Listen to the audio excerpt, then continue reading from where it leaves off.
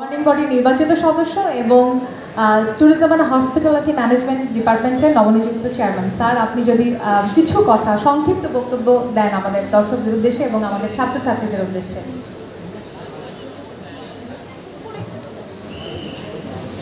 বিসমিল্লাহির রহমানির রহিম। আজকে ফিল্ম ফেস্টিভ্যাল অনুষ্ঠানের সভাপতি আমাদের অর্থ কলেজের অধ্যক্ষ আসবেন। উনি ব্যক্তিগত কারণে এখনো উপস্থিত হতে পারেন নাই, আশা করি আসবেন।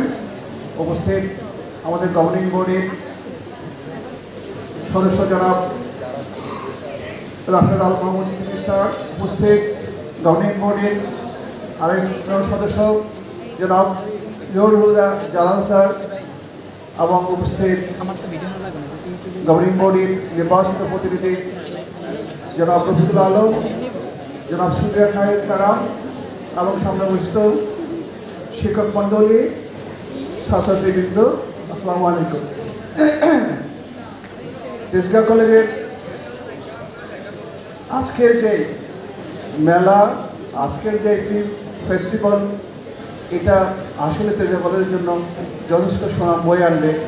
কারণ এই ডিপার্টমেন্টের শিক্ষকেরা অত্যন্ত মেধাবী সম্পন্ন এবং ইতিপূর্বে ওনারা অসংখ্য শর্ট ফিল্ম করেছেন এবং যেটা আমাদের সদস্য বলেছেন বিভিন্ন জায়গায় প্রদর্শিত হচ্ছে। এমনকি সুলতানা রাজিয়া নামে যে ফিল্মটা হয়েছিল, এটা বাংলাদেশে অনেক জায়গায় প্রদর্শন করা হয়েছে। তার মানে এখান থেকে যে প্রোডাক্ট বের হয়, এরা আসলে মেধাবী। আশা করি শুধুমাত্র ফিল্মের মধ্যেই যে না থেকে যদি আমাদের এই স্টুডেন্টদের মিডিয়া সংক্রান্ত সব ধরনের কাজে দক্ষ করে তোলা হয়, তাহলে আমার মনে হয় চাকরির বাজারে বর্তমানে ওদের চাকরি পেতে কোনো অসুবিধা হবে না। কারণ বর্তমান যুগ মিডিয়ার যুগ, সেই মিডিয়াই এখানে পড়ানো হচ্ছে। মিডিয়াতে কীভাবে চাকরি পাওয়া যায়, বা একটা ফিল্ম তৈরি করা যায়, একটা সংবাদ পাঠ করা যায়, ডিরেকশন কীভাবে দেওয়া যায়, সব ধরনের এখানে দেওয়া হয়। সেই ক্ষেত্রে অন্যান্য বেসরকারি প্রতিষ্ঠানের চেয়ে আমরা কিন্তু কোনো ইয়েতে কিন্তু পিছিয়ে নিই। আমি আশা করি আমাদের শিক্ষকেরা যেহেতু অত্যন্ত কর্মঠ এবং ওনারা ফিল্ম ইন্ডাস্ট্রিজ বা নাটকের সহিত জড়িত, তারা যেন তাদের স্টুডেন্টদেরকে আরও ভালোভাবে তৈরি করেন।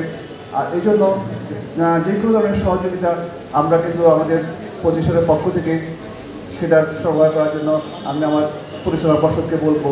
এই বলে আমি আমার বক্তব্য শেষ করলাম।